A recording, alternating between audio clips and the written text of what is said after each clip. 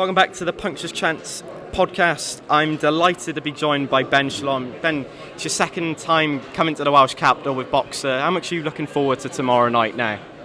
Yeah, it is the second time. I remember when we came with Liam Williams, and right away it was a different experience. The way the fans get behind the road was special. It's always emotional. But this one, there's something very special. You know, the interest from Wales in Lauren Price is phenomenal.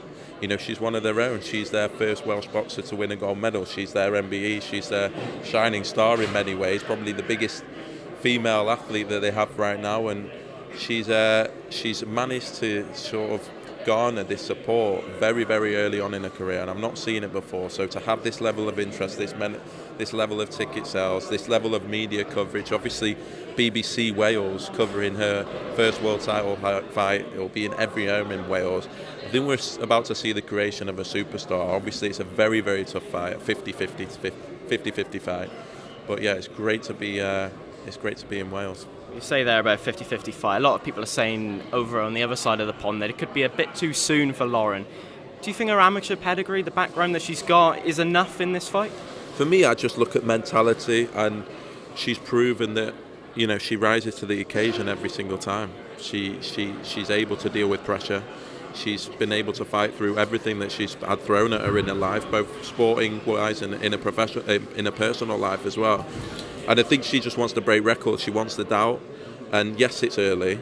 Yes, maybe it is too early. And I think that's why Jessica McCaskill's taking the fight, is thinking this is far too early for Lauren Price. She's not had that test. She's going to be in there with someone that's going to really come at her and really look to pressure her and be aggressive. She's not had that before.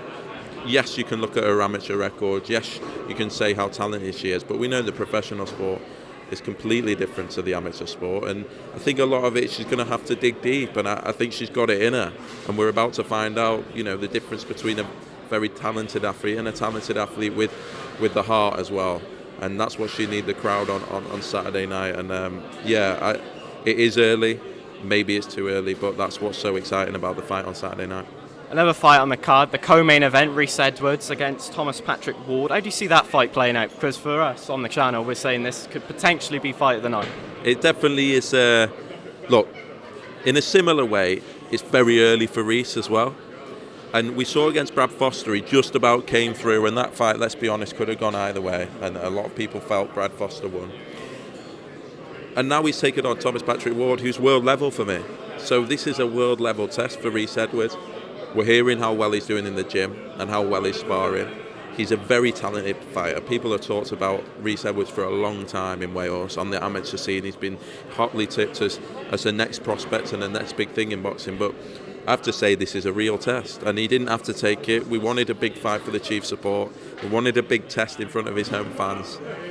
That is a real tough test. I think if Reese Edwards gets a win on Saturday night, he's announced himself, and yeah, it's a world level fight, and yeah, very, very good fight to look forward to. He's just walked behind us there, Huey Fury. How good is it to see him back on the card as well? Look, his career's almost gone in reverse, in the sense he burst on the scene very early on, fought for a world title. I think he was 21 years old. And when you look at the heavyweights peaking in their early 30s, it's crazy to think that. It almost feels like he's been around forever. But then the 3 years out and the health problems that he's had, it's been difficult. I think he deserves a lot of credit to come back into the most brutal sport in the world, in the most brutal division, with everything that he's gone through. He's 29 now. It's now or never. He wants to win his world title. It's great to see him back. It's great to see him healthy. It's great to have Peter back, and I'm looking forward to that. He last fought obviously 3 weeks ago on a GBM Sport fight card. Are we going to expect him on more Boxxer shows in the future? Look, we work closely with Peter and Mick, and we want to help. We want to help Huey. He's a great lad. He's a talented lad. He's a talented fighter, and he's been through a lot. And that heavyweight division is there for him.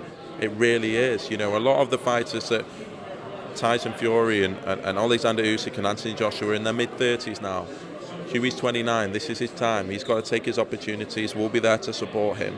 But I think it's just good to see him healthy and back. And fingers crossed, if he can stay active and he can stay healthy and feels physically strong, he can go right to the top. He really can. But he's got to stay active now. Another guy on the card as well, Lewis Edmonson. But when he talked to us, he was calling a certain Ben Whittaker a sausage yesterday. Why haven't we seen that fight yet? A lot of people want the Ben Whittaker fight, including Louis. He's the money fight in the division, so he's going to get call-outs, he's going to get opportunities. He can take what he wants, but he's still early on in his career. I don't think that fight is dead. I think it's still a big fight in that light heavyweight division. There's a lot of big fights. It's good to see Louis back. I think he's on his own journey, and it's good to see him back against John McIntyre, which would be a decent test. And yeah, who knows? Maybe we'll see that fight down the line. You said as well before when we spoke at the launch presser as well. You said you want to get a lot of Welsh boxers on the card. We've got that. Going forward, can we expect them on more Boxxer shows? I think Lauren Price is the key. We need a star. Frank Warren used to come here all the time with Joe Calzaghe, and it did a lot for the sport, and it did a lot for the sport in this country. We have a star here with Lauren.